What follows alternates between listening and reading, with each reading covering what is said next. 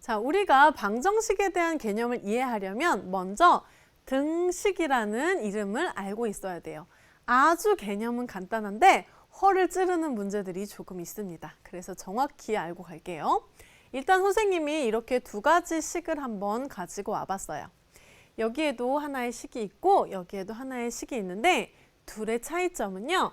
이렇게 얘는 가운데 이 기호가 있다는 거예요. 이 기호 이름이 뭐예요? 많은 친구들에게 물어보면 이거 뭐야? 그러면 는 그래요. 뭐뭐는 하고 맨날 써왔거든요.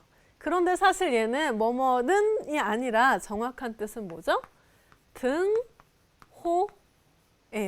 등이 뭐예요? 같을 등. 무언가를 같음을 나타내는 기호. 그래서 등호라고 부릅니다. 그러면 등식이라는 건 무엇이냐 하면 얘랑 얘 중에 이 친구를 등식이라고 부르거든요. 그러면 뭐의 줄임말일까요? 등호가 들어있는 식을 등식이라고 하는 거예요. 그래서 등식은 등호가 들어간 식. 그래서 여러분 말 되게 잘 줄이잖아요. 막 생일 파티도 생파 막 이렇게 얘기하죠. 똑같이 등호가 들어간 식 엄청 많이 빡 줄여서 등식이라고 부릅니다. 자, 그런데 너무 간단히 등식에 대해 해결할 수 있을 것 같은데 문제는 뭐냐면 이런 거에서 허를 찔립니다. 얘가 등식이냐? 이렇게 물어봐요.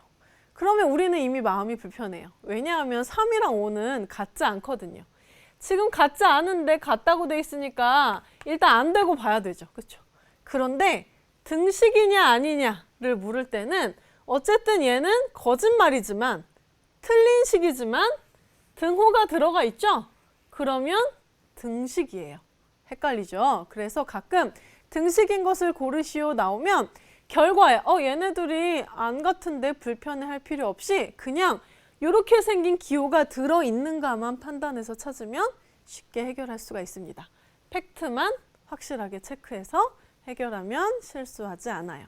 자, 그런데 이 등식에도요 여러 가지 용어들이 존재해요. 그래서 그 용어를 살짝 살펴보도록 할게요.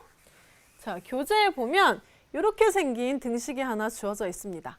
그런데 이 등호를 기준으로 여러분 왼쪽 오른쪽 구별할 수 있죠? 왼쪽 오른쪽 열심히 배워왔죠? 그러면 등호를 기준으로 얘는 선생님이 이렇게 하고 봤을 때 좌측에 있죠? 그래서 좌변이라고 부르고 얘는 우변이라고 불러요. 그리고 둘이 합쳐서는 좌우변이 아니라 양변이라고 부릅니다.